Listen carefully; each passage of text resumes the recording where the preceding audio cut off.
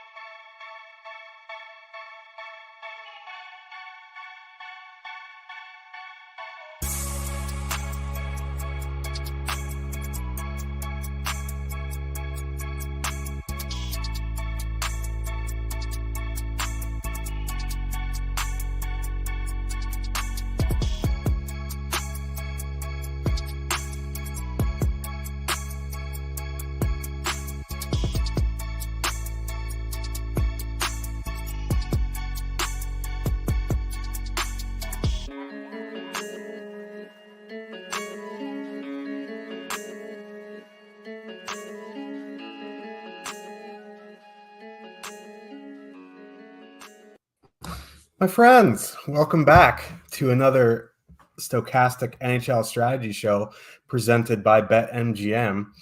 I am your host, Josh Harris, and joining me for this big old 10-game slate is my partner in crime, Slim Cliffy. How are we doing today, Cliffy? Not too bad. Pretty big slate ahead of us. Good night of NHL last night.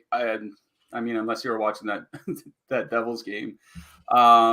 Doing well. I ended up squeaking in cash last night. Thank you very much, Connor Hellebuck, for holding on to that shutout. Didn't really, main cash, but I'll take it. Considering New Jersey and Ottawa really didn't do anything huge, at least not the guys I use. So New Jersey back on the slate again here tonight. So we're going to have to definitely cover them. But I'll tell you, I really don't feel like it. No. You know what it is? Like, their goaltending is just trash. Like, it's trash.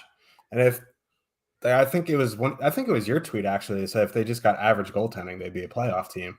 Man, their save percentage at all strengths is .844, which means they're giving up 16 goals in every 100 shots, which is 4 goals on every 25 shots against. The Devils are 3-3 feels like a miracle at this point. Yeah. Their goaltending's been bad. Jack Hughes hasn't been scoring. He's been shooting. Jesper Bratt finally scored his first goal the other night. So I don't know. Maybe they're coming around. I don't know. It's the last day for a couple of promos today. I'm sure y'all are excited. I don't plan for these. It just comes naturally during the show. I'm just professional. I don't know what to tell you. But anyway, please hit like and subscribe so you can keep up with all of our shows, DFS offers, giveaways, and much more. Once you subscribe, hit that notification button to get alerts when shows go live. Helps us help you, helps you help us, et cetera, et cetera. Also, if you can't watch the show live, don't forget almost all of our content is available in podcast form on the platform of your choice. So help us out by leaving a 5-star review. Again, that helps us help you, help us help you, help you help us. 10-game slate, lots of randomly large. Like I don't have any stats. It just feels like the totals are larger this year. I don't know why. Well, I did see it was Micah Blake McCurdy who does hockey analytic visuals at hockeyviz.com, a really informative website. He was saying so far this year, there's a lot more expected goals generated per 60 minutes than there were last year. And, that's definitely part of it.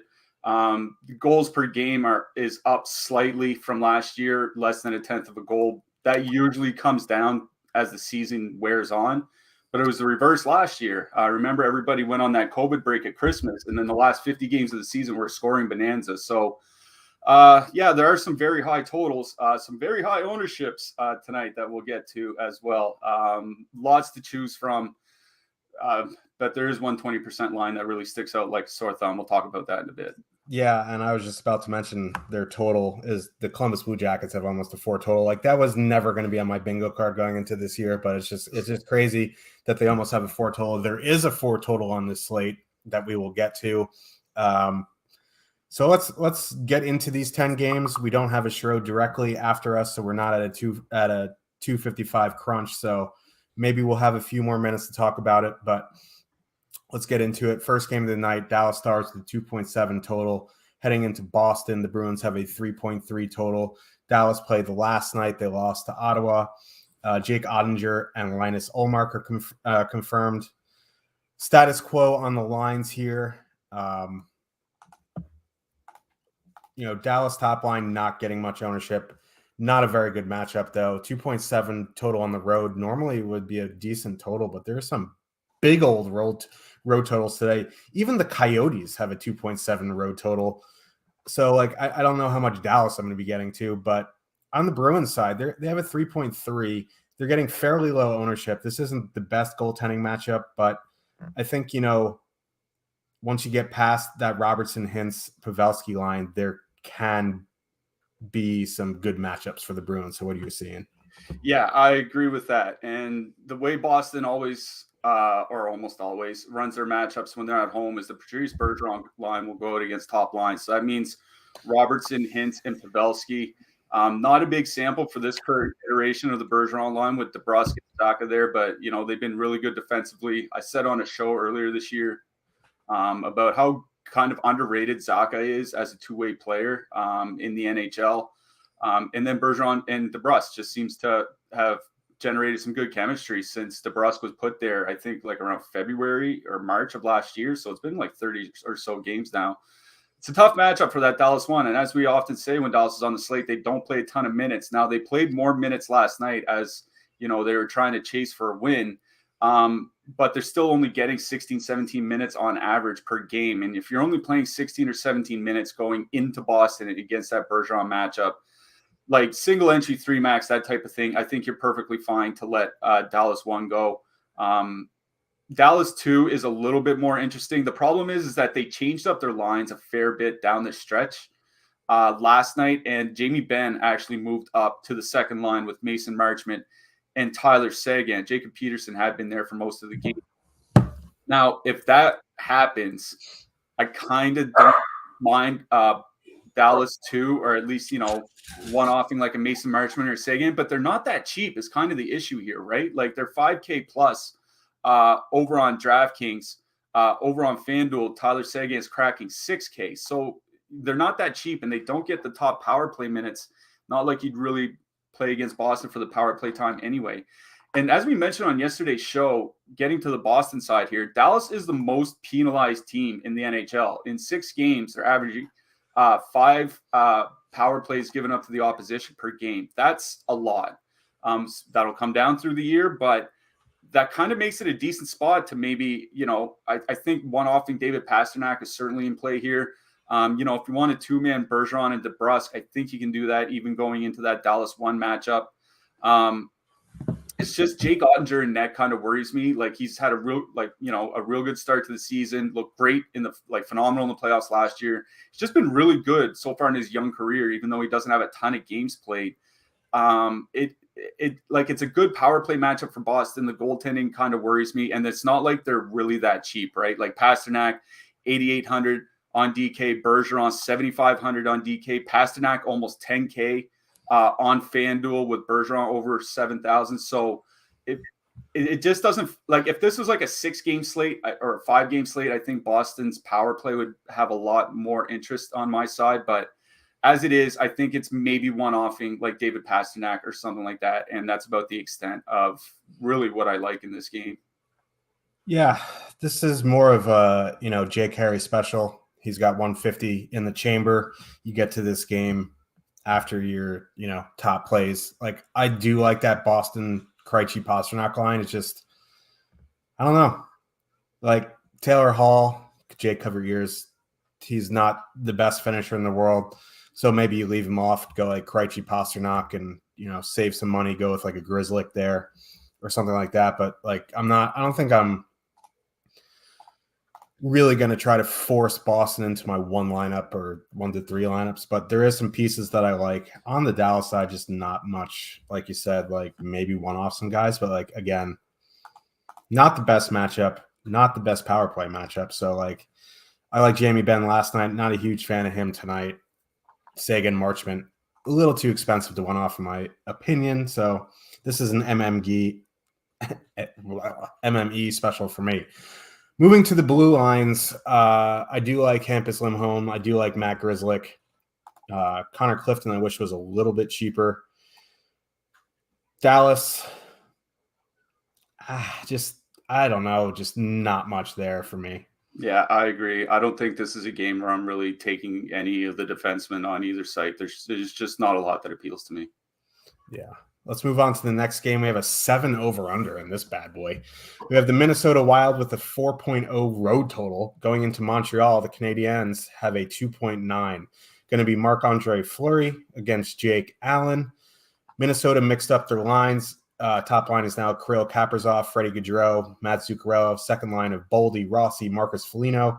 Third line of Brandon Duhaime, Joel Eriksson Ek, and Ryan Hartman. Montreal status quo here. We were talking about Freddie Gaudreau a little bit in our Discord. He's a guy that we like. He's not flashy by any stretch of the imagination, but he is a very solid player. He is min price. The problem is min one is all wingers on both sides here tonight. Gaudreau min price, not on the top power play either, and they're getting a bunch of ownership. It is the biggest total on the night. This is a very, very good matchup for both sides, really. Minnesota has had very bad goaltending, as you'll probably talk about in a second. Their defense has not been great either. Almost no ownership on the Minnesota side, and I think that is a mistake. I think, I'm not saying the ownership's a mistake. I'm saying it's a mistake that they're so low. I think they should be higher owned tonight. I like both sides of this game. Yeah, the Minnesota top line is coming in with a lot of ownership. I'll just bring up our top stacks real quick. This is over on DraftKings. Obviously, we'll talk about Columbus in a second. They're number 1. Number 2 is that top Minnesota line. A little bit less owned over on FanDuel, I think. Coming in number 3. Just a pricing thing, how the pricing works between the two sites. Freddie Gaudreau is one of those guys. He's good defensively, and he's good in transition, and that's something that kind of gets underrated. I think a little bit is like being able to get the puck to your best players, in flight, on the rush, through the neutral zone is something that's pretty important, and he can do that. I think better than Ryan Hartman can, and I think even better than maybe not Joel Eriksson Ek, but it's it's at least a debate. And not only that, but Montreal sends out their top line a fair bit against opposing top lines. And, for as good as the top line for Montreal has been offensively, basically right since Martin St. Louis took over in February of last year, they just haven't developed defensively at all. 3.2 expected goals against per 60 minutes, 3.4 actual goals against. Like, they're giving up quite a bit. And as we mentioned on the last show with Montreal, that had Montreal on, I think that was Saturday. Their penalty kill still remains one of the worst in the league. They're one of 4 teams allowing at least 10 expected goals against per 60 minutes on the PK. What's saving them, as it has quite a bit this year, is their goaltending. Their goaltending has been really good. So if Jake Allen doesn't, stand on his head for Montreal tonight, particularly on the power play, it could be a long night. So yeah, I really do like Minnesota 1 here. They're coming, we're going to talk about that Columbus line in a second. They're coming in with less ownership, and they're cheaper than that Columbus line. Like, I know they're on the road, but it's still a 4 total. Largely where the goals are going to come from. It's just, it can be hard to fit because it's a triple wing top line. But I really do like that Minnesota top line. I don't mind that Rossi and Boldy line either. They're just coming in with a fair bit of ownership. And, I think it'd just be a spot where I'd either one-off Boldy or add him to a top-line stack, like maybe take out Gaudreau and put in Boldy for some additional power play correlation. So Yes, and on the Minnesota top line, really do like them. It's a great spot, particularly for their power play. I think I would just, I would probably sneak in a Boldy if I could. He's been really, really good to start this year. At least he's been shooting a fair bit. I was worried about no Fiala, but they're playing well. On the Montreal side, I think it's top line or bust here. The rest of the lines really get their minutes spread out, which is why their top 2 percentage between the second, third, and fourth lines is exactly 0.2% total. Like they just spread out the ice time too much between the second, third, and fourth lines, and they do change up the lines like a little bit. The Montreal top line coming in with good leverage over on DraftKings by our top stacks tool, like 2 to 3%. Same thing over on FanDuel, 2 to 3%. Relatively cheap, so you can fit in another big stack with them. They're all on the top power play together, which is another bonus. And Minnesota's looked pretty bad defensively this year. Like their goaltending hasn't been great, but the defense hasn't been good either. So I think both top lines are really in play here tonight. I'm not sure I would get to Montreal in a single entry. I don't have a problem with them necessarily. They're at least one of those really low owned top lines that need consideration here tonight. If they only come in 1-2% at home against a Minnesota team that's really struggling defensively to start this year, I think it's not a bad spot for them. Yeah, and these Minnesota lines don't really strike me as very good defensively either. Like Ryan Hartman on the wing now. Maybe that fourth line is decent defensively, but you can easily avoid those lines at home.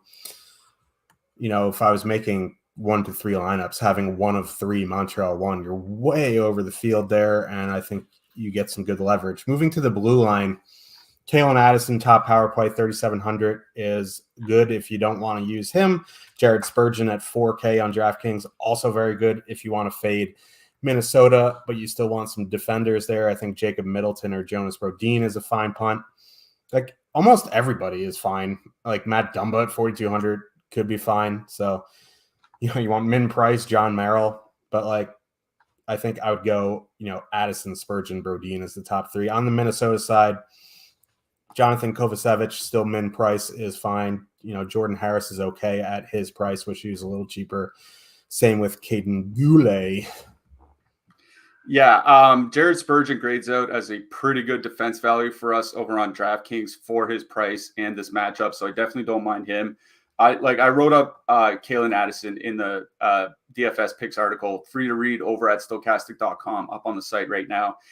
The TOI, his ice time per game has been on a little bit of a decline over the last few games.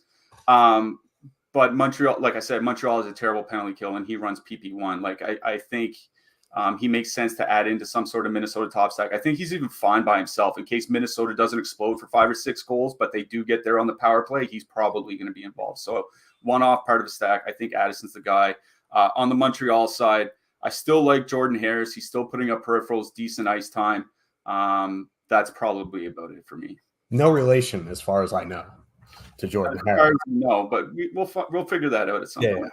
23andMe incoming. Let's move on to the next game. Arizona Coyotes with a 2.7 total somehow. Going into Columbus, the Blue Jackets have a 3.8. Daniil Tarasov confirmed. Karel Vejmelka probable. Patrick Laine coming back a bit early from his elbow injury, kind of ruining my Johnny Gaudreau bet. Still a fine bet, not as good as it was when Laine was out. Now Laine is in, going Gaudreau, Jenner, Laine. Moves Nyquist down to the third line, moves Ken Johnson up to the top power play. Top line getting massive, massive ownership here. Secondary lines not getting much here. On the Arizona side, 2.7 total, which is a bit surprising to me. Their prices are okay. Columbus doesn't have a very good penalty kill. They aren't great defensively either. So, I'll let you talk about it. But for me, if I was getting to Arizona here, I think I would power play stack, maybe go Keller, Boyd, Richie, or, Keller, Boyd, Ghost. I don't know if I'm going to get to the Coyotes in 1 to 3, but what are you doing with that Columbus top line?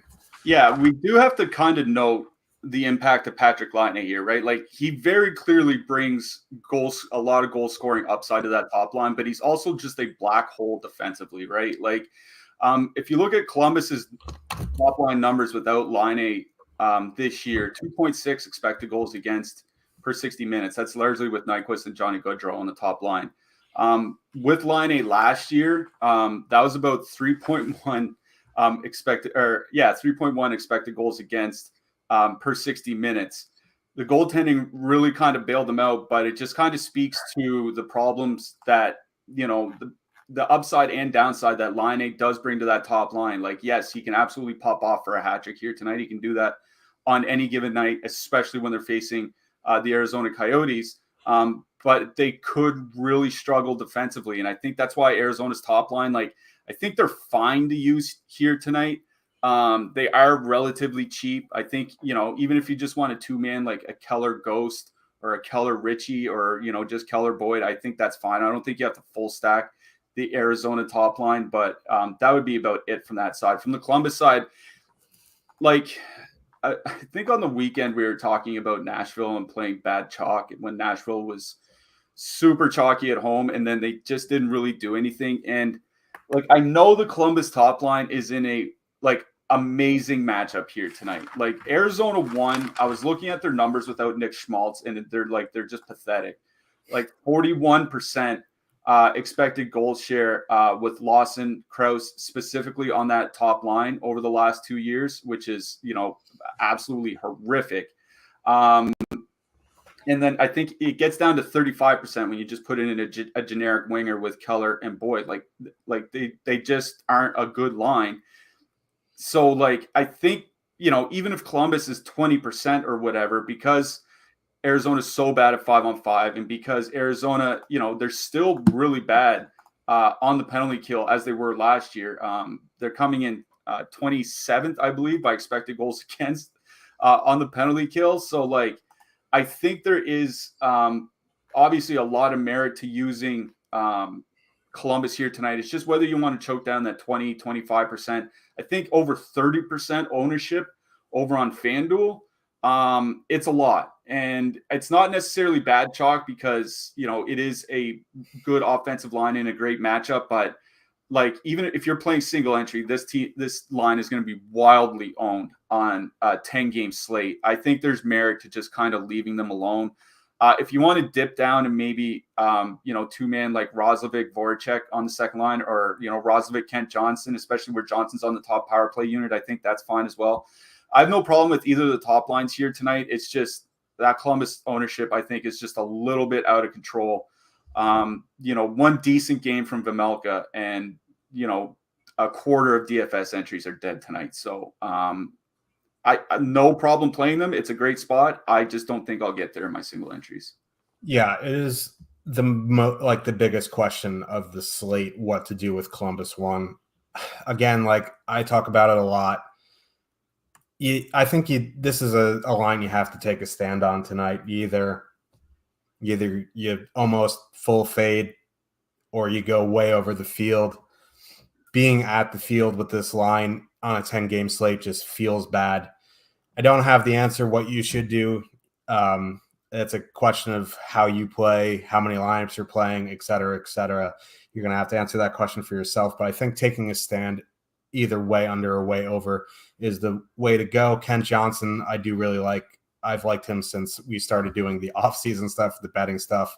He is 2,600. His minutes aren't that great, but at that price on the top power play with very little ownership, I think, he should be able to get on the score sheet if they get a bunch of power play. Don't mind a Ken Johnson, Werenski two-man. Werenski's probably going to be owned too, but, get a little power play correlation there and hope that, Columbus one doesn't break the slate. Moving to the blue lines, I do like Ghost tonight, 7 point. He's projected for 7.3% ownership, which actually isn't too bad, 5,900. JJ Moser also in the top power play, 3,800, depends on your price point there. Zach Werenski always in play. I think Blankenberg's out tonight. Jake, if you need to talk, my DMs are open. Gavrikov and Peak stepping up to that spot for shot blocks and a little bit of offensive upsides. Fine. Don't mind Jake Bean at min price. I can't believe you didn't mention Mayo. I thought this was for sure going to be a Mayo game for you. I don't know. Yeah, I'm not playing him either. Zach Werenski probably going to be the highest owned defenseman on the slate here tonight. Don't mind Goss to spare 5,900, honestly, but Columbus's penalty kill has actually been like fairly good this year, and they're not taking a lot of penalties. They're in the top 10 for fewest penalties taken on the season. I don't think Arizona's going to draw a bunch here tonight, so I think this might be a night just to kind of let the higher priced Arizona defenseman go by. Not really a game where I'm going to, definitely reach to grab a defenseman, but, if you want to use Gavrikov or Peak for a lower price defense from Columbus, I think that's just fine. Using the secondary guys in a high total, I think is perfectly acceptable on a slate this size. For sure. And it's a 7 over, or no, sorry.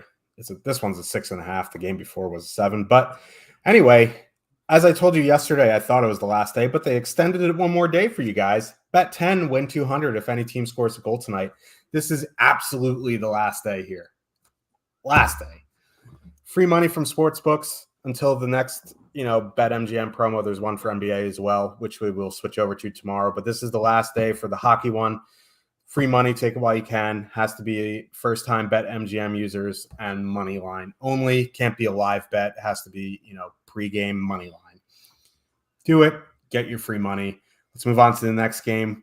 New Jersey Devils heading into Detroit, the Detroit Red Wings. They both have a 3.4 total. Probably going to be Vitek Vanacek. And Alex Nedeljkovic is confirmed here. First thing that I noticed, not too much ownership on the Wings tonight. Devils back-to-back on the road.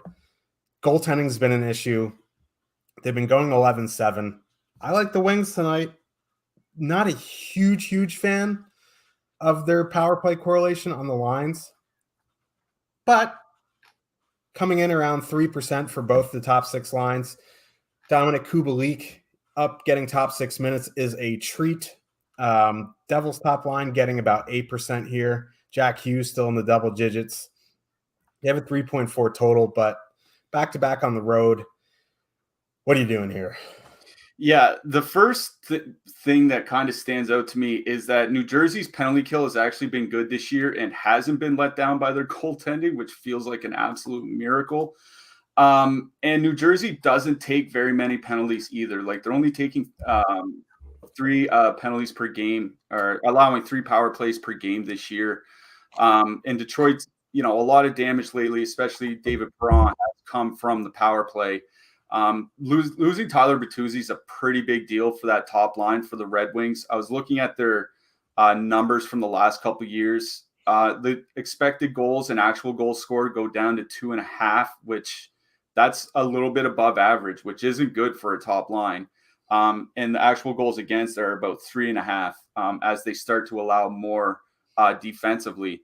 So, I know your boy Kubalik is on the top line, and we do like him in this matchup, but it's not really a good power play matchup for Detroit. What is a good matchup is that it's the New Jersey Devils goaltending. They're the worst, I think, either worst or second worst in the NHL over the last 3 years. The only team being worse is Seattle, and that makes sense. They looked awful again last night. Vanacek had to come in and play the third period, I believe. So maybe, he could be just a little bit fatigued here. And the fact that there's no ownership coming on Detroit is kind of piquing my interest here. 3% over on DraftKings, about 5 to 6% over on FanDuel. That's not a lot for that top line. New Jersey skaters haven't been playing poorly. It's just the goaltending, and they've been having trouble finishing their plays. So, I really don't mind Detroit 1 here. If you just want a 2-man like Larkin, Kubalik, I think that's perfectly fine. Throwing Philip Hronek on the blue line for some power play correlation, even though it's not really a good power play matchup for them. But it is really the Detroit top line that I would look at more than anything. I wonder how New Jersey is going to run their lines tonight, because they did change them up last night in the third period. They moved Bratt to the Hughes line, and then they moved Mercer up to the Hischier line. Bratt and Hughes potentially getting some deeper matchups from Detroit. would kind of interest me on this slate. Especially, if they go up against that Kopp, Perron, Zadina line. Like, Kopp's a pretty good two-way center, but Zadina hasn't really fulfilled his potential yet. And David Perron, really not a great defensive player. So I think it could be a good matchup for Hughes and Bratt if they play together. We just don't know if they're going to play together, and we won't know until warmups hit. So if Hughes and Bratt are playing together, especially where they're on the top power play unit together, I don't mind using them as a two-man. If they're not, I think I might just let New Jersey go by tonight. So right now, for sure, I will say the only duo that I really like is that top line duo of Dylan Larkin, Dominic Kubalik, and then, you can add Lucas Raymond if you want, even though they're not on the same power play, because this matchup is not about the Detroit power play. It's about the goaltending from New Jersey. Yeah, and it kind of feels weird to be like, yeah, don't have too much interest in this game with a 7 over under. But I kind of agree here. Like, Devils line's kind of up in the air here, getting a little bit too much ownership as it is. Not the best power play matchup for the Wings, although I do like Kubalik still at his price. If I had to go at anything, it would be that top line. But, I don't know. We'll see where we go in 1 to 3. I'm leaning towards fading this game as well. Moving to the blue line, Dougie Hamilton, 6,600, didn't have the best of games last night, but going back to him is fine. John Marino, who you puffed up there, had 2 assists and a shot on goal. That was nice to see. He's still min price. On the Detroit side, I guess Cedar's fine. Like, I'd rather play Chronic, I think. But, like, the Detroit blue line prices are just a bit too expensive for my taste here. Yeah, I'm not sure how in I'm going to be on the New Jersey defensemen, especially if they keep going with 7 defensemen. Like, I don't think a single D-man played over 21 minutes last night for the Devils, and they had 3 guys play like 13 minutes or less. Like, they keep not being able to score goals, and they keep going with 7 defensemen and keep leaving Alexander Holtz in the press box. Like, I mean, I don't know how Lindy Ruff lasts to Halloween, but and that's for another time. Don't mind Hronek because he's getting that PP1, but I wouldn't want off him. It'd probably only be in some sort of top line stack with the Red Wings, but that's about it for me. Yeah, now that Blashill is out of Detroit and Torts is kind of on a team that really isn't super relevant for DFS, Lindy Ruff, absolute stone nut low for DFS purposes. Anyway, moving to the next game, we got some revenge narratives here. Colorado Avalanche, the 3.1 total. Heading into New York, the Rangers have a 3.0 total. Alexander Georgiev back in Madison Square Garden, confirmed tonight. I'd be shocked if it wasn't Igor Shesterkin tonight for the Rangers. Philip Hedl out tonight for the Rangers, probably going to be out at least 4 games, they said, which is, I forget which beat writer it was, but his stats early on this season have been excellent. Not a huge deal for DFS purposes and may hurt the Rangers defensively. It would hurt them more if they're on the road, but they're at home. Colorado top line getting a fair bit of ownership here. They're, McKinnon, we always talk about, is matchup proof. They are going to see a fair bit of the Zibanejad line. Rangers getting almost no ownership here. Colorado, once you get past that top line, hasn't been super good. I think there's stuff on both sides here. Yeah, I think this is one of the low-owned spots where I'm going to be going to here tonight. I'll start with the Rangers top line, Kreider, Zibanejad, and Kakko. They haven't been finishing at 5-on-5 yet this year, but they, 4.1 expected goals generated per 60 minutes in about 60 minutes together. Sorry. It's just that they're shooting under 5%. That's not going to keep up for very much longer. We know that with Zibanejad and Kreider on that top line. Kreider and Zibanejad are playing 20-plus minutes a night as well. Kakko's look really good to start this season. They're going to get that Colorado 1 matchup. Colorado 1's defensive numbers, at least so far this year, a little bit, just around league average. Like, they're not – this isn't going in and facing like the Bergeron line or something like that, right? Like, this is a line that will absolutely trade chances back and forth. And, we have that Rangers top line coming in at 1%. that feels like a spot that I might want to gravitate to. I wrote up Alexis Lafreniere in the Power Plays article. He's on the second line with Artemi Panarin and Vincent Trocheck. That line has been really good this year, not only generating expected goals, 3.6 per 60 minutes, but actually scoring them at 4.6 per 60 minutes, which is, they're both really strong numbers. And as you mentioned, that Colorado's second line hasn't really done a whole lot this year. 3.5 expected goals against per 60 minutes is really bad. Now, Colorado tends to mix and match their second, third, and fourth lines a lot as the games go on. Like, you'll see guys all over the place. That's just kind of the way that, things have been working out without Nazem Kadri. He's in Calgary now, and with Gabriel Landeskog hurt. Like, they just don't have the depth right now to just, send out their second line for 18 minutes a game or whatever. So you're going to get a lot of changes, but I think the matchup is fine for line one. It's pretty good for line two on the Rangers side. So I think either line of the top six is perfectly acceptable to use. If you want a power play stack, then go ahead. The Rangers, still have arguably the best power play in the league, and Colorado, mid-pack by expected goals against so far this year, top 10 for most power plays given up per game to the opposition. So as far as low-owned spots go, I think it's Rangers 1 or Rangers 2, kind of depending what you want to do with your lineups.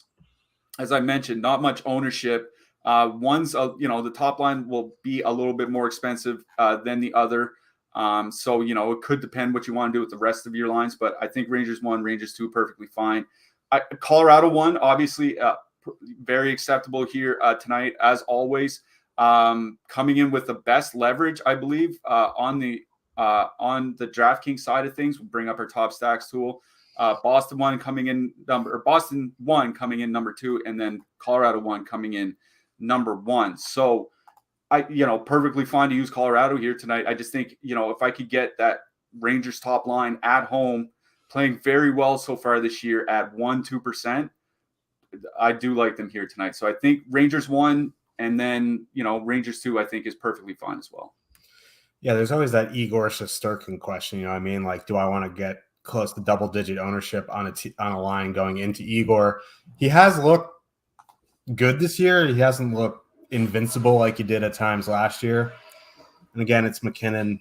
He's nuts. So, like, don't mind it, especially where, you're getting positive leverage there. I do really like the Rangers tonight. They are very expensive on DraftKings. It might be hard to straight up power play stack them. You'd have to take bits and pieces, especially because Fox is 7,200, Panarin 7,200, Trocheck's in the 6Ks now. Mika Zibanejad, one of the more expensive players on the slate. So moving to the blue line, I think, Cale Makar, perfectly fine. If you're, using Colorado 1, he's very expensive. Otherwise, it's going to be Bowen Byram. I think Devin Tays may be back tonight, so I'd wait and see there. On the Rangers side, if you're using the power play, I think Adam Fox is fine at 7,200. It's a bit pricey there. Jacob Trouba down to 58. I think he is perfectly fine as a one-off. Also, don't mind K'Andre Miller. Yeah, it does look like Devin Taves is going to be back. I think one of the beat writers from Colorado tweeted that earlier, so he should be back on the top pair for Colorado. It is obviously a boost to them. That doesn't really change my opinion of how much I like the Rangers here tonight, though. For defensemen, probably K'Andre Miller. He's been shooting a fair bit more so far this season, getting a fair bit of minutes. Jacob Trouba is always in play for me on DraftKings just because of his peripherals, but I think this is a game where I'd probably try to look for a cheaper defenseman, and K'Andre Miller definitely at the top of the list for me. Yep. So let's move on to another circus. We have a lot of circuses in town tonight. The Florida Panthers with a 3.9 total heading into Chicago.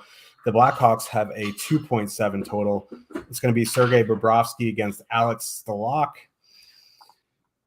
Whoo, baby. Andreas Athanasiou off the top power play. Tyler Johnson in his spot, or Taylor Radish, actually. Like, that second line is under 10K on DraftKings. They have two guys on a power play one. Like, I really want to get behind the Florida Panthers power play here, but like, they're running 5 forwards. I think they moved Montour back. Yeah. But yeah.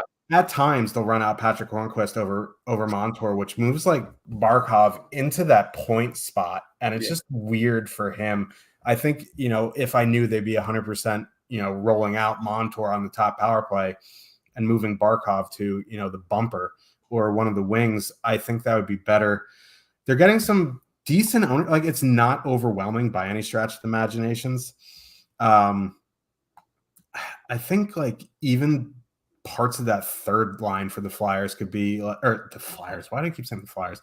The Panthers could be in play here if you want to power play stack some more expensive teams. But overall, I do like the Panthers tonight. What are you looking at? Yeah, I don't know what's going on with that Chicago top line ownership. It seems pretty high to me. The Chicago top line coming in with 14% ownership. Over on DraftKings, we have them as the third highest expected owned line. Over on DK here tonight, the second highest line. Over on FanDuel, I'll bring up that FanDuel leverage real quick. Minus 15% for that Columbus line we talked about earlier. Minus 14% for the Chicago line. It's not like they've been playing exceptionally well together. 2.5 expected goals generated per 60 minutes. They don't have a goal yet at 5-on-5 as a line. That's going to turn itself around, but I don't want to play them at 10 to 15% on a 10-game slate because of that. I think if I were to do anything with Chicago, it'd be some sort of power play stack. Florida Panthers are giving up a lot of power play opportunities, so. If you want to throw in Tyler Johnson with Domi and Kane, I think something like that is fine. Even putting it a near punt type Taylor Radish with Kane and Domi or something like that. I think that's perfectly acceptable. I don't know. I would just 3-man stack an even strength line for Chicago here tonight. It would definitely be more power play just because they might get a lot of opportunities. But speaking of a lot of opportunities, Chicago is tied for the 6th most power plays given up to the opposition so far this year. And you talked about the Florida power play. There are some guys that are on that power play not really coming in with that much ownership. Like Barkov and Reinhart probably going to be over 10%, but Matthew Tkachuk coming in under 10%. Brandon Montour is probably going to come in under 10% because of his price as well. This is a 3.9 total. And Alex Stalock in net, he had 2 good games to start the year. Game 3, I don't think was very good. But this was a guy back in 2017, 18, 19, 20, when he was a regular backup for Minnesota, dead last in the league by a lot in high danger save percentage, which is one indicator we use for goalie talent. And then we talked on, I think in first start, he went through a really bad bout with COVID, had heart problems, missed a lot of time, got just lit up in the AHL last year. Maybe he's feeling better, but this wasn't a good goalie 5 or 6 years ago to begin with. I think this is just a really good matchup for Florida. So I think I would Florida power play stack somehow, Barkov, Reinhart, and Tkachuk, or Barkov, Bennett, and Tkachuk. I would try to get Barkov and Tkachuk, or at the very least Tkachuk, into my power play stacks. I like power play stacking both sides here, but way more on the Florida side than Chicago. Moving to the blue line, the aforementioned Brandon Montour will probably see some power play 1 minutes here. 5,200, bit expensive. Gustav Forsling through the roof here at 6,300. I don't know. I probably just Montour there for me. You want to punt? I think it's the good ass. We love a good ass here at Awesemo.com. He's 3,300, bit pricey for him even. So I don't even know if I go there. On the Chicago side, Seth Jones, if you're power play stacking. Otherwise, I think, it depends on the price point. Murphy's fine, 4,100. Jack Johnson, somehow okay at 3,500. Don't mind punting with Jake McCabe. Yeah, I think Seth Jones on DK, you can leave him off if you want to. I think on FanDuel, he makes a really good value. He's only 5,200. I think he's one of our best mid-range defense values on the slate on FanDuel. So I think Seth Jones on FD makes a ton of sense here. I don't think you have to play the Florida defenseman with the power play or anything like that. I think Forsling's too expensive. Montour would be the guy. Gudis if you want to go for cheaper. So Montour, Gudis, or maybe Seth Jones on FanDuel for me. For sure. Are you dissatisfied with your performance? Are you having trouble finishing? Today is the last day to come get some hardwood. $10 for 10 days of Stokastic Platinum. NBA is back. That means it's time for our best promo of the year. Get full access to all of our data tools for every sport: NBA, NHL, NFL, PGA, soccer, esports, everything we got, as well as the new lineup generator, which allows you to build and export up to 20 lineups using our data. That's 80% off our normal platinum pricing, and you get access to the lineup generator. Use promo code Hardwood or click the link in the description to sign up. This is the last day to insert some hardwood into your life, so get on that, hop on it, ride it, do what you need to do, but this is the last day to get hardwood. Moving on to the next game, we have the Pittsburgh Penguins with a 2.9 total heading into Calgary. The Flames have a 3.7 total. Yari went last night, so it's probably going to be Casey DeSmith. Would imagine it's going to be Jacob Markstrom. He has been pretty shaky so far this year, so wait and see there. Flames have a large total here. Penguins goaltending has been an issue. Minutes for the Calgary top line, kind of an issue similar to the Dallas top line there. Don't mind some Kadri in my life tonight. No ownership on the Penguins here, back-to-back on the road, fairly sizable total. What are you thinking? Yeah, speaking of not scoring yet at 5-on-5, as I just mentioned with the Chicago top line, Calgary top line hasn't scored at 5-on-5 together yet either. 2 expected goals generated in their time together, 0 actual goals. Like, they're really not gelling just yet. With Lindholm and Huberdeau there, they won't have great expected goals numbers anyways. Like, Huberdeau's value comes through playmaking, which is kind of hard to capture through expected goals metrics. He's kind of like the playmaking line eight in that sense. And they just really haven't looked that great to start this season. You're right, not getting a ton of minutes. I'm pretty sure Huberdeau and Toffoli are getting fewer minutes than Mangiapane and Kadri, or at least it's incredibly close. That's kind of the reason we don't really have that Calgary second line projected for much less than the Calgary top line. The difference really being Dylan Dubé and Tyler Toffoli, where Dubé is getting secondary power play minutes, and Toffoli is on the top line. Now, Calgary sends out their top line against the depth from the opposition. And the depth from Pittsburgh, especially if Teddy Bluger is out, not really that great defensively. So I think there is a case for playing Calgary 1 here tonight. I'm looking at their ownership over on FanDuel, perfectly, very good leverage, coming in over-owned on DraftKings, but still fine for the price. It would probably be Calgary 2 where I would dip down to. It would be a 2-man of like Kadri and Mangiapane. Something like that. 3.5 expected goals generated so far this season, scoring 3 actual goals across the league. Nazem Kadri is 3rd in individual expected goals generated, behind only Matthew Tkachuk and Mika Zibanejad. Kadri's really fitting in well. Him and Mangiapane are playing really well together on that second line. They're going to get, the Pittsburgh top line, which, we mentioned yesterday isn't really the same without Jake Gensel there. On the Pittsburgh side, I don't know what they're going to do because they mixed up their lines a lot down the stretch. And the stretch last night, Crosby and Malkin played quite a bit together. It was Crosby, Malkin, and Rust together for like the last 4 or 5 shifts of the game. So I don't know if they, Jeff Carter somehow played 18 minutes last night. I'm probably not in on Pittsburgh. This is a pretty tough penalty kill matchup. Calgary has a top 5 penalty kill by expected goals against this year. I think it's, Kadri, Mangiapane. I might even throw in Rasmus Anderson to get to defenseman. Pretty good DK price at 4,700.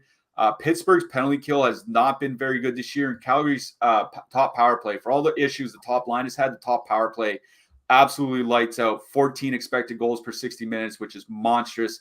18.5 actual goals per 60 minutes. So, do something like Like I said, Kadri Mangiapane and Rasmus Andersson, maybe throw in Huberdeau if you want, because, if the power play gets there, he probably gets in. But it's Calgary too, I like most here. Yeah, and one of the things that I worry about with Calgary one on top of their minutes is Elias Lindholm has been so bad this season that he's been flopped around the lineup if he gets off to a bad start. We've seen Kadri up there between Huberdeau and Toffoli. We've seen Backlund up there. So, if you want a power play stack, that's fine. You want to leave off Lindholm and Kadri, I think that's perfectly acceptable. I worry about Lindholm a little bit here. He is cheap, so it's not going to be a massive deal. But it is something in the back of my head. Moving to the blue lines here. I agree with you. Rasmus Andersson, 4,700 is perfectly fine. I like Noah Hannafin tonight as well, 3,700. Weegar is okay at 4,800. On the Pittsburgh side, not much really jumping off the page here. Unless you're power play stacking Pittsburgh, I don't think there's anything that I truly like. Yeah, Anderson probably just for the power play. I think that's about it. There's just not a whole lot that's really appealing to me on the blue line for either side besides Rasmus Andersson. Yeah, and we're going to get to our next circus. This is a giant one as well. Buffalo Sabres with a 3.1 total heading into Seattle. The Kraken have a 3.5 total. Eric Comrie versus Martin Jones expected tonight. My God. Man, Rasmus Dahlin has been excellent to start the season. He's all the way up to 7K on DraftKings. Top line for Buffalo, about 5%. Ownership spread out on Seattle side. They have a 3.5 total. I think both sides are in play here tonight. Yeah, the one line that I wanted to talk about initially was the Wenberg, Bjorkstrand, Burakovsky line. They've been really, really good to start this season. 3.3 expected goals generated. 3.1 expected goals generated, 2.0 expected goals against. They've really been shutting down the opposition. Oliver Bjorkstrand's at over 4 shots per game to start this season. Seattle's forwards have actually been playing pretty well. And more than anything is that Bjorkstrand, Wenberg, Burakovsky line is, according to our line matching buddy, at line matching on Twitter, that line is probably going to go into the Buffalo top line of Skinner, Thompson, and Tuck. Now, they've been pretty bad defensively so far this year. I think 3.6 expected goals against per 60 minutes. It's actually been Eric Comrie that's really saved. Sentence. I mean, I think he might be a good goalie, man. He did pretty well last year. I was kind of surprised to see Winnipeg let him go, but Winnipeg front office is a clown show. But anyway, continue. Comrie might be good, but that Bjorkstrand, Burakovsky, Wenberg line has also been very good. Now that Buffalo top line, it's a small sample for this year, but they were below average defensively last year as well. They were just really good offensively. That's kind of the trade-off that we spoke about, maybe like Colorado top line junior that we spoke about a little bit earlier. So with Bjorkstrand shooting the way he is and him and Wenberg playing so well together, I do like the Burakovsky, Wenberg, Bjorkstrand line. I know Jake, our boss, Jake Harry, is going to absolutely love me mentioning Alex Wenberg in a stack here today. I think he's the guy you leave off if you want to, just because he just passes the puck. On DraftKings, you really need him to get 3 assists to get some value. But I do like the Bjorkstrand, Burakovsky line from Seattle. On the Buffalo side, it's the same thing. It's like playing against New Jersey, right? Seattle's actually been playing well this year, but the goaltending has let them down quite often. The Cousins line has looked good for the Sabres. Cousins, Hinostroza, and Peterka, small sample, but 3.5 expected goals generated per 60 minutes. The problem is none of them are on the top power play unit. None of them will get much power play time. So I think on the Buffalo side, if you're not stacking the top line, which I think they're fine to use here tonight because of the Seattle goaltending problems. If you're not stacking the top line, it'd be like one-offing a Dylan Cousins or one-offing a JJ Peterka or even one-offing a Vinny Hinostroza. That's kind of the way I'd go here. So I think both of Seattle's top 2 lines are in play here for me tonight, but I like the Burakovsky Bjorkstrand matchup a little bit better. Yeah, I'm having a little trouble trying to figure out what I want to do with Buffalo 1 tonight. Party Marty in net really is a wrench in the tire, but I don't know. You take goalie out of it which is kind of silly to do. And you just be like, you look at Seattle as a whole, they've been pretty good defensively. You just hope Marty Jones, gives them an average performance, and then, no reason really to play Buffalo in 1-3. I think they're fine in MME. Moving to the blue line, Rasmus Dahlin, so hot right now. Rasmus, 7K though. I guess you could one-off him here. That's an expensive one-off, but if you have the salary, it's fine. I wouldn't force him in. Otherwise, not too much there on the Buffalo side. On the Seattle side, Vinny Dunn, been playing over 20 minutes a night. Hasn't been doing too much with those minutes, but he is on the top power play. Don't mind that. Jake's boy, Carson Soucy, 2,700 would be the punt for me, I think. Yeah, I think Vince Dunn's a decent value on both sites, especially under 4K on DraftKings, getting those top power play minutes. This probably isn't a game where I'm going to grab my defenseman, though. It would be Vince Dunn in my Seattle stacks, and that's about it. Yep. Don't forget to get your free 200 at MGM. Sign up using the link in the description. Get that free money from the sports books. Also, last day to get some hardwood. Go bob on that knob. Let's go to the next game of the night. Tampa Bay Lightning, 3.4 total heading into Los Angeles. The Kings have a 3.1 total. Probably going to be Vasilevsky. Probably going to be quick. LA2 kind of injected some life back into the Kings the other night. They look pretty good. Now they're getting, 7% ownership, one good game, and they're getting big ownership again. Not really sure what I want to do with the Kings tonight. I think they're a little bit too high owned for my liking. Like Kings 1, very cheap. They're probably going to be a semi-popular filler here tonight. On the flip side, Kings have been awful defensively. Their goaltending has been bad. Top line for Tampa, 4%. Stamkos, 3%. I think power play stacking is in order. What are you seeing? Yeah, I just had to laugh. Like, we were playing this Los Angeles 2 line at like 16 or 17K on DraftKings last year, and they're under 10K as a whole today. I don't necessarily hate it because the price is so cheap, and you're right, they did look a lot better. I think their last game was probably the best game I've seen them so far this season. The problem here is that they're going to go into that top line from Tampa Bay, and that top line from Tampa Bay has been excellent to start the season here. 3.6 expected goals for, 2.3 against per 60 minutes.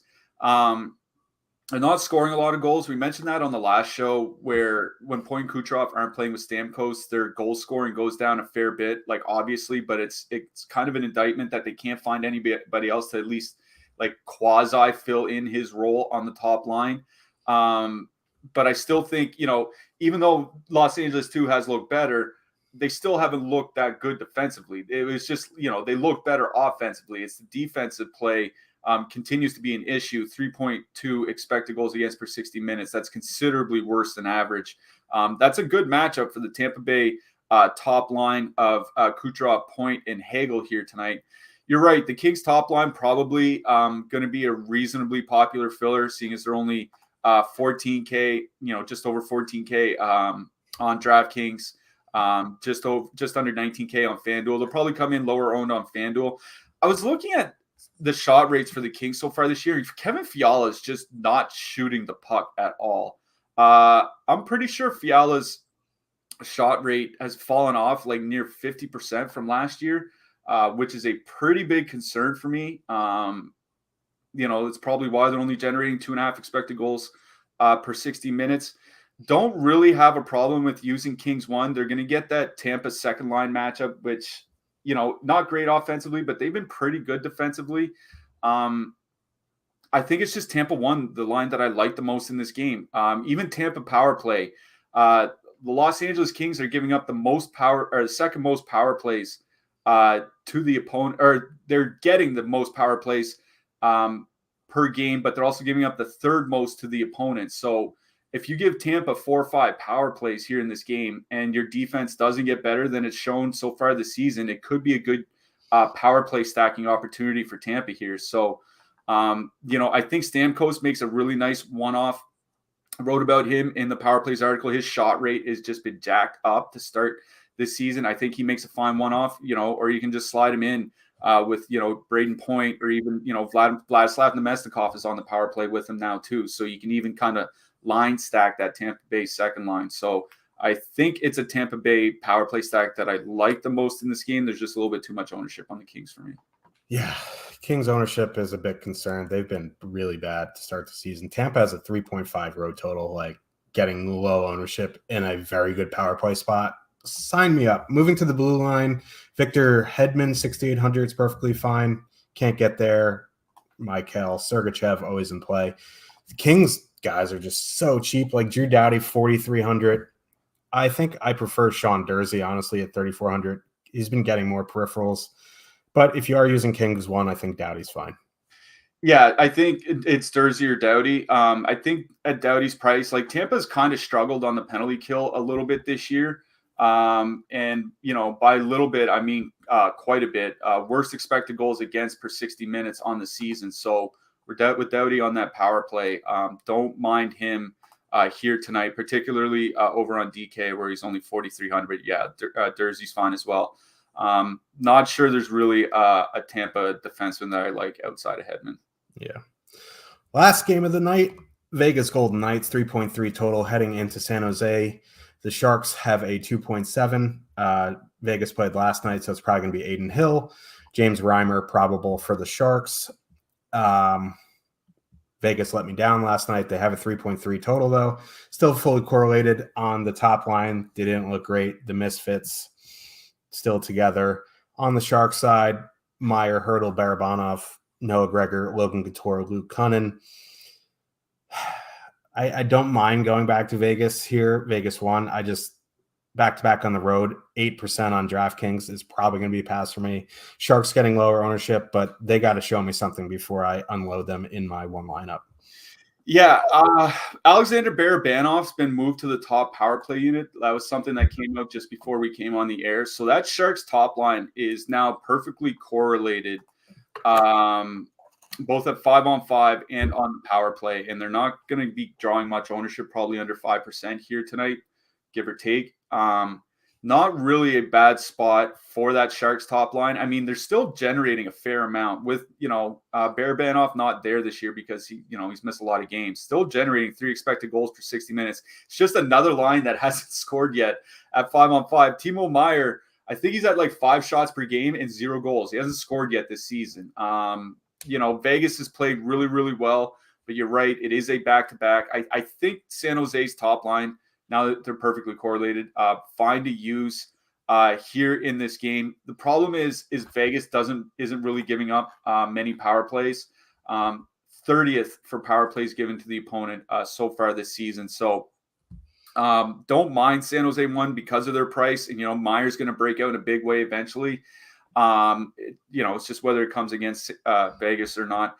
I wrote up Jonathan Marchessault in the power plays article because that San Jose top line, which is the matchup that Marchessault and Carlson and Smith are probably going to get, hasn't really been great defensively to start this season. 3.6 expected goals against per 60 minutes.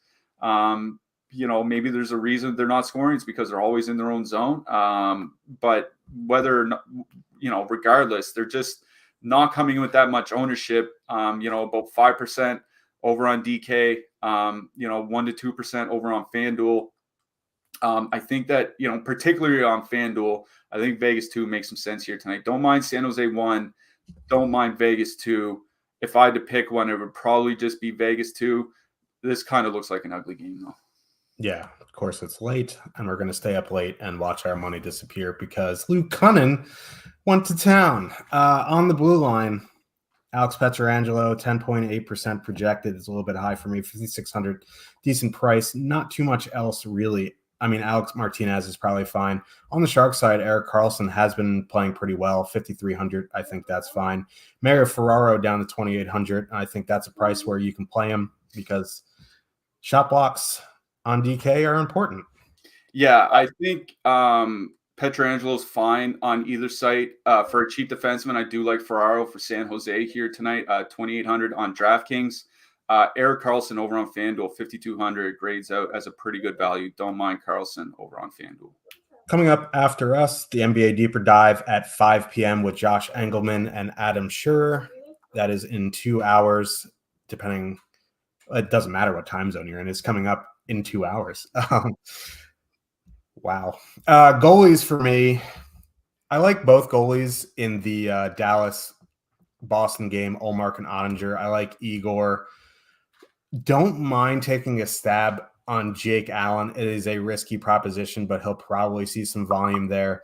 If you're going to pay up, I will say I also like Igor, also like Georgiev a bit. I prefer Igor there. If you're going to spend up, I just don't know where I would want to spend up.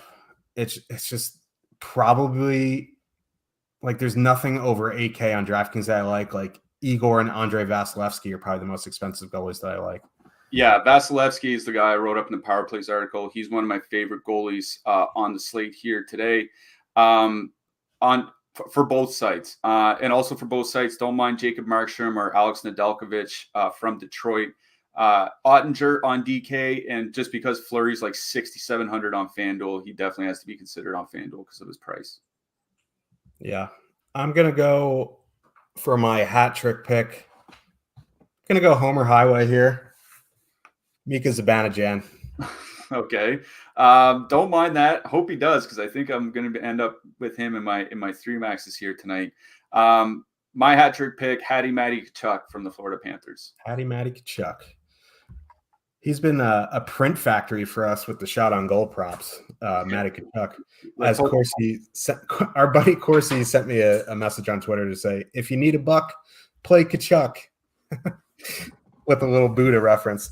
Anyway, that's enough for us. We've overstayed our welcome. We will be back on Thursday. Tomorrow's a short slate. So for producer Slim Cliffy, I am your host, Josh Harris. Remember, last day for some hardwood. Good luck, everybody. Good luck tonight, everyone.